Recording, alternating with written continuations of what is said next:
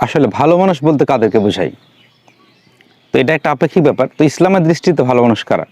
এটা নিয়ে আজকে আমরা হাদিসের আলোকে আলোচনা করব। আসলে আপনি যত গুণে গুণান্বিত হবেন, আপনি তত ভালো মানুষ হবেন। তো আমি জাস্ট ৩টা ক্রাইটেরিয়া পয়েন্ট আউট করেছি, যেটা আমাদের জীবনে খুবই দরকার।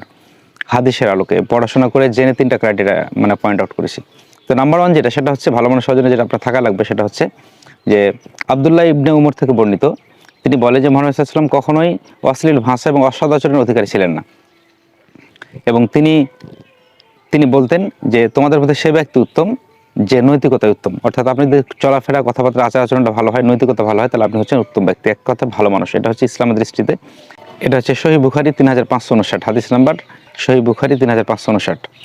২ নম্বর হচ্ছে যার অনিষ্ট থেকে অন্য মুসলিমরা নিরাপদে থাকে। আব্দুল্লাহ ইবনে উমর থেকে বর্ণিত, মুহাম্মদ সাল্লাল্লাহু আলাইহি ওয়াসাল্লাম বলেন যে তোমাদের মধ্যে প্রকৃত মুসলিম হচ্ছে সেই যার মুখ এবং হাত থেকে অন্য মুসলিমরা নিরাপদে থাকে। অর্থাৎ আপনার দ্বারা, আপনার মুখ এবং হাত দ্বারা, এক কথা আপনার দ্বারা যাতে অন্য কেউ ক্ষতিগ্রস্ত না হয়, মানে আপনি যদি অন্য কারো ক্ষতি না করেন, তাহলে আপনি একজন ভালো মানুষ। এবং এটা হচ্ছে আমার কথা না, এটা হচ্ছে হাদিস শরীফের কথা, মুহাম্মদ সাল্লাল্লাহু আলাইহি ওয়াসাল্লাম নিজে বলেছেন। তো আপনি যদি অন্য কারো ক্ষতি না করেন, তাহলে আপনি ভালো মানুষ। অন্তত ইসলামের দৃষ্টিতে হাদিস শরীফে তাই বলে। ৩ নম্বর হচ্ছে ভালো মানুষ হচ্ছেন যিনি তার পরিবারের কাছে ভালো। ইবনে আব্বাস থেকে বর্ণিত, রাসূলুল্লাহ সাল্লাল্লাহু আলাইহি ওয়াসাল্লাম বলেন তোমাদের মধ্যে সে ব্যক্তি উত্তম যে ব্যক্তি তার পরিবারের কাছে উত্তম। আমাদের মধ্যে অনেক মানুষ আছে দেখবেন, যারা হচ্ছে বাইরে খুবই ভদ্র, মার্জিত, এক কথা ভদ্রলোক নামে চেনে সবাই, কিন্তু পরিবারে বাবা মা স্ত্রী সন্তান কারোর সাথে খুব সদাচরণ করে, ভালো আচরণ করে না। তো তিনি প্রকৃত অর্থে ইসলামের দৃষ্টিতে তিনি আসলে ভালো মানুষ না। কারণ মুহাম্মদ সাল্লাল্লাহু আলাইহি ওয়াসাল্লাম নিজে বলছেন যে তোমাদের মধ্যে সে ব্যক্তি উত্তম যে তার পরিবারের কাছে উত্তম। সুতরাং পরিবারের কাছে আগে ভালো হতে হবে।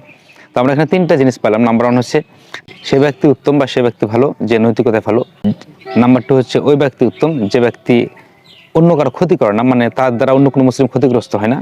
আর নাম্বার 3 হচ্ছে সে ব্যক্তি উত্তম যে ব্যক্তি পরিবারের কাছে উত্তম। তো আল্লাহ তাআলা আমাদের সবাইকে ভালো মানুষ হওয়ার তৌফিক দান করুক। আমিন।